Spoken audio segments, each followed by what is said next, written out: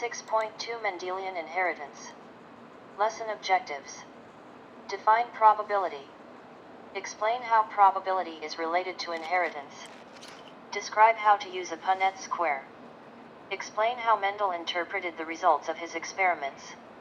Describe complex patterns of inheritance. Vocabulary. Codominance. Incomplete dominance. Polygenic characteristic. Probability. Punnett square. Introduction. Assume you are a plant breeder trying to develop a new variety of plant that is more useful to humans. You plan to cross-pollinate an insect-resistant plant with a plant that grows rapidly. Your goal is to produce a variety of plant that is both insect-resistant and fast-growing. What % of the offspring would you expect to have both characteristics?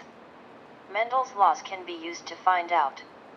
However, to understand how Mendel's laws can be used in this way, you first need to know about probability. Probability. Probability is the likelihood, or chance, that a certain event will occur. The easiest way to understand probability is with coin tosses. When you toss a coin, the chance of a head turning up is 50%. This is because a coin has only two sides, so there is an equal chance of a head or tail turning up on any given toss. If you toss a coin twice, you might expect to get one head and one tail. But each time you toss the coin, the chance of a head is still 50%. Therefore, it's quite likely that you will get two or even several heads, or tails, in a row. What if you tossed a coin 10 times? You would probably get more or less than the expected 5 heads. For example, you might get 7 heads, 70%, and 3 tails, 30%. The more times you toss the coin, however, the closer you will get to 50% heads. For example, if you tossed a coin 1,000 times, you might get 510 heads and 490 tails. Probability and inheritance. The same rules of probability in coin tossing apply to the main events that determine the genotypes of offspring. These events are the formation of gametes during meiosis and the union of gametes during fertilization. Probability and gamete formation. How is gamete formation like tossing a coin? Consider Mendel's purple-flowered pea plants again. Assume that a plant is heterozygous for the flower color allele, so it has the genotype BB. During meiosis, homologous chromosomes and the alleles they carry segregate and go to different gametes. Therefore, when the BB plant forms gametes, the B and B alleles segregate and go to different gametes. As a result, half the gametes produced by the BB parent will have the B allele and half will have the B allele. Based on the rules of probability, any given gamete of this parent has a 50% chance of having the B allele and a 50% chance of having the B allele. Probability and fertilization. Which of these gametes joins in fertilization with the gamete of another parent plant? This is a matter of chance, like tossing a coin. Thus, we can assume that either type of gamete, one with the B allele or one with the B allele, has an equal chance of uniting with any of the gametes produced by the other parent. Now assume that the other parent is also BB. If gametes of two BB parents unite, what is the chance of the offspring having one of each allele like the parents, BB? What is the chance of them having a different combination of alleles than the parents, either BB or BB? To answer these questions, geneticists use a simple tool called a Punnett square. Using a Punnett square. A Punnett square is a chart that allows you to easily determine the expected % of different genotypes in the offspring of two parents. An example of a Punnett square for pea plants is shown. In this example, both parents are heterozygous for flower color, BB. The gametes produced by the male parent are at the top of the chart, and the gametes produced by the female parent are along the side. The different possible combinations of alleles in their offspring are determined by filling in the cells of the Punnett square with the correct letters, alleles. Predicting offspring genotypes. In the cross shown, you can see that 1 out of 4 offspring, 25%, has the genotype BB, 1 out of 4, 25%, has the genotype BB, and 2 out of 4, 50%, have the genotype BB. These percents of genotypes are what you would expect in any cross between two heterozygous parents. Of course, when just 4 offspring are produced, the actual percents of genotypes may vary by chance from the expected percents. However, if you considered hundreds of such crosses and thousands of offspring, you would get very close to the expected results, just like tossing a coin. Predicting offspring phenotypes. You can predict the percents of phenotypes in the offspring of this cross from their genotypes. B is dominant to B, so offspring with either the BB or BB genotype will have the purple flower phenotype. Only offspring with the BB genotype will have the white flower phenotype. Therefore, in this cross, you would expect 3 out of 4, 75%, of the offspring to have purple flowers and 1 out of 4, 25%, to have white flowers. These are the same percents that Mendel got in his first experiment. Determining missing genotypes. A Punnett square can also be used to determine a missing genotype based on the other genotypes involved in a cross. Suppose you have a parent plant with purple flowers and a parent plant with white flowers. Because the B allele is recessive, you know that the white-flowered parent must have the genotype BB. The purple-flowered parent, on the other hand, could have either the BB or the BB genotype. The Punnett square shows this cross. The question marks in the chart could be either B or B alleles. Punnett square for 2 characteristics.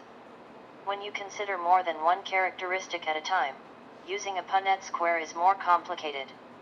This is because many more combinations of alleles are possible. For example, with 2 genes each having 2 alleles, an individual has 4 alleles, and these 4 alleles can occur in 16 different combinations. This is illustrated for pea plants. How Mendel worked backward to get ahead. Mendel used hundreds or even thousands of pea plants in each experiment he did. Therefore, his results were very close to those you would expect based on the rules of probability. For example, in one of his first experiments with flower color, there were 929 plants in the F2 generation.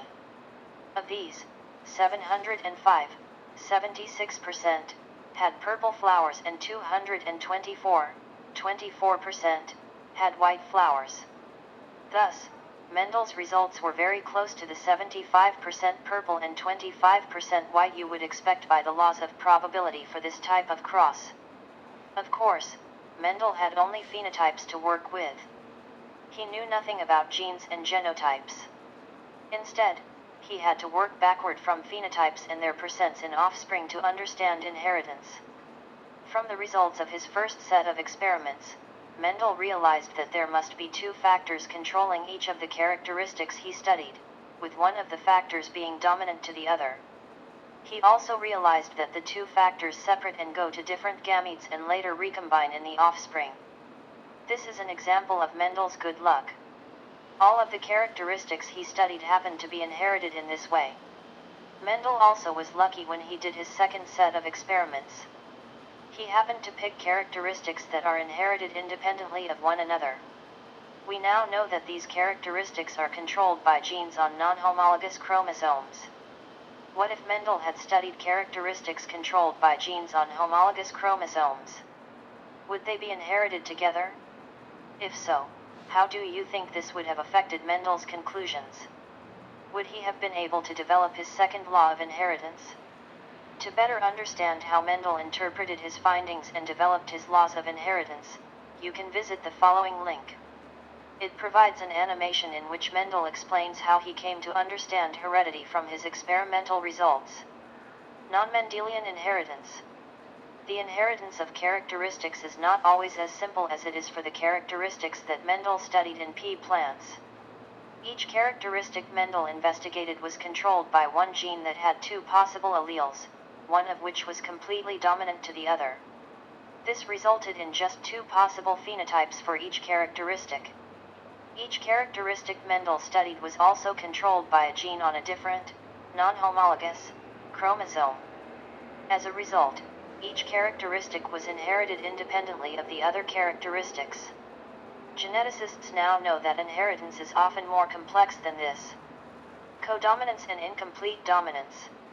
A characteristic may be controlled by one gene with two alleles, but the two alleles may have a different relationship than the simple dominant recessive relationship that you have read about so far. For example, the two alleles may have a codominant or incompletely dominant relationship. Codominance. Codominance occurs when both alleles are expressed equally in the phenotype of the heterozygote. Incomplete dominance. Incomplete dominance occurs when the dominant allele is not completely dominant. Expression of the dominant allele is influenced by the recessive allele, and an intermediate phenotype results. Multiple alleles. Many genes have multiple, more than two, alleles. An example is ABO blood type in humans. There are three common alleles for the gene that controls this characteristic. The allele for type A is codominant with the allele for type B, and both alleles are dominant to the allele for type O. Polygenic characteristics. Polygenic characteristics are controlled by more than one gene, and each gene may have two or more alleles. The genes may be on the same chromosome or on non-homologous chromosomes. If the genes are located close together on the same chromosome, they are likely to be inherited together. However, it is possible that they will be separated by crossing over during meiosis, in which case they may be inherited independently of one another. For these reasons, the inheritance of polygenic characteristics is very complicated. Such characteristics may have many possible phenotypes. Skin color and adult height are examples of polygenic characteristics in humans. Effects of environment on phenotype. Genes play an important role in determining an organism's characteristics. However, for many characteristics, the individual's phenotype is influenced by other factors as well. Environmental factors, such as sunlight and food availability, can affect how genes are expressed in the phenotype of individuals. Lesson summary. Probability is the chance that a certain event will occur. Probability can be used to predict the chance of gametes and offspring having certain alleles. A Punnett square is a chart for determining the expected percents of different genotypes and phenotypes in the offspring of two parents. Mendel used the percents of phenotypes in offspring to understand how characteristics are inherited. Many characteristics have more complex inheritance patterns than those studied by Mendel. Lesson review questions.